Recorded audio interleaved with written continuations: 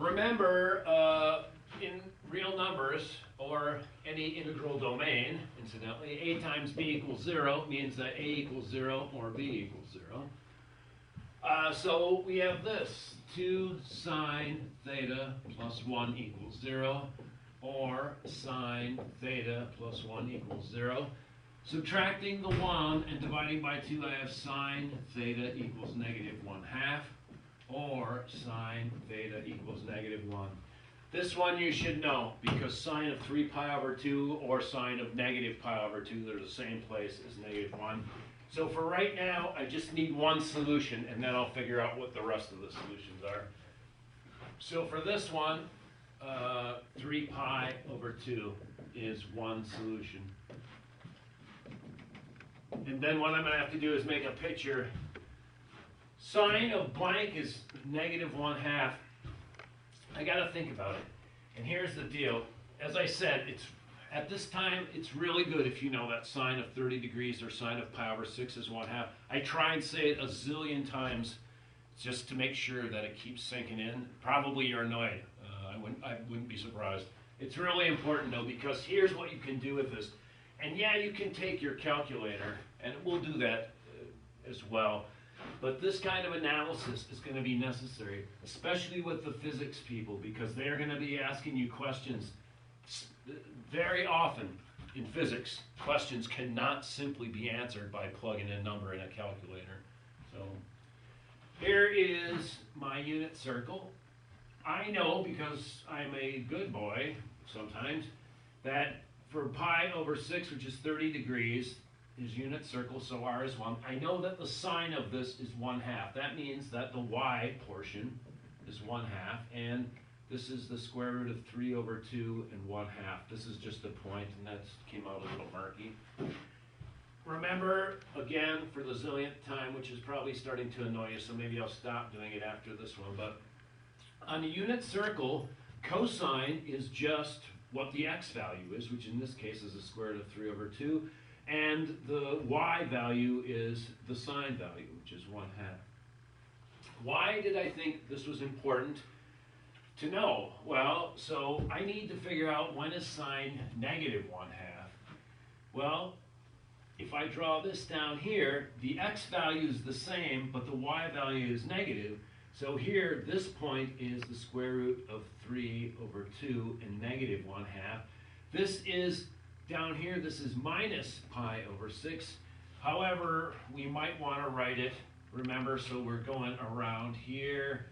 Here's 2 pi. We backed off pi over 6. This is 2 pi minus pi over 6.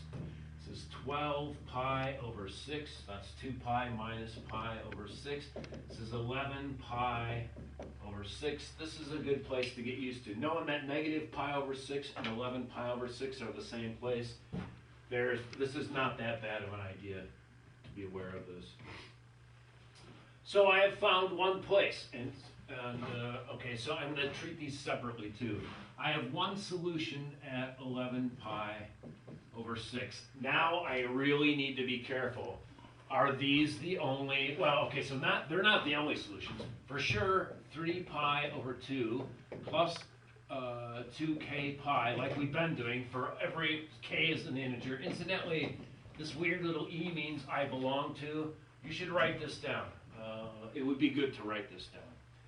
We also know then for this that 11 pi over 6 plus 2k pi are also solutions. So here we have a countably infinite number of solutions for this problem, for this particular version, and a countably infinite number for this. Are these the only solutions to these problems? And let's figure out something. And this is where it's important thinking, where is sine positive and negative? Sine is positive in the first and the second quadrant. It is negative in the third and fourth quadrant. And the reason is because in the first and second quadrant, y is above ground, so to speak. So this is r equals 1. This point, what has happened? I've just flipped this out of the page, although I don't draw very well, so it doesn't look like it. But so this is going to be negative square root of 3 over 2 and 1/2.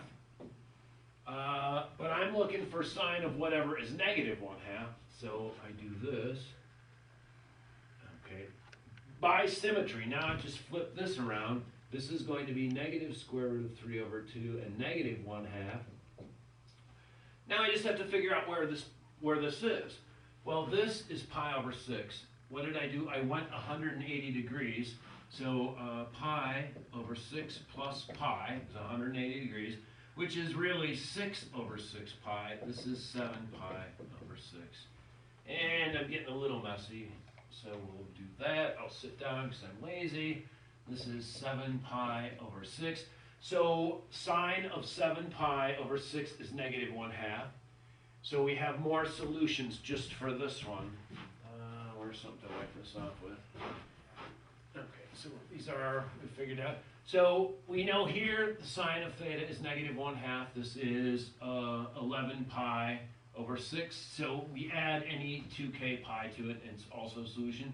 And here, so this is 7 pi over 6 plus any 2k pi, where k ranges over the integers.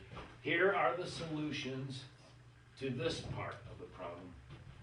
Lastly, we already know that down here at negative 90 degrees, or negative pi over 2, or 3 over 2 pi, sine is negative 1. Where else is it negative 1? Well, it's going to be positive 1 here. Is it going to be negative 1 anywhere else?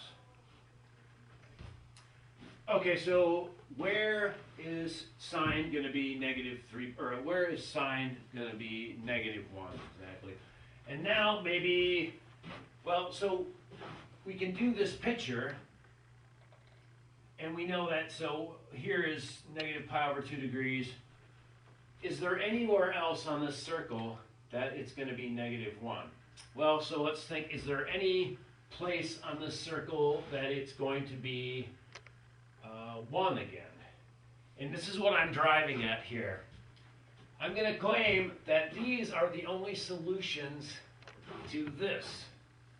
And yet these are the solutions to this. These are two distinct infinite numbers of solutions. And here is only 1.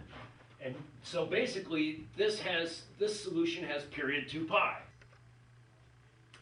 Okay, so why are there not two separate sets of solution for this particular problem? And what I think it is important to do here is draw a picture of sine again. So I'm going to take this out. I'll leave this. Here's our answer. Actually, I'll leave enough so that we can see why we got this answer. And this is one of the reasons that you simply cannot plug in a number in your calculator. This trigonometry is going to require some knowledge of these forms and some analysis. And so I'm going to put in my best version of sine. So I'll go negative pi over 2, negative pi, negative 3 pi over 2, and 2 pi, negative 2 pi.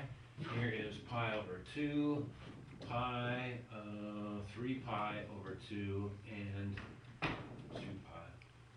So these values of sine, hopefully everybody is being very, very familiar with. And here's 1 and negative 1.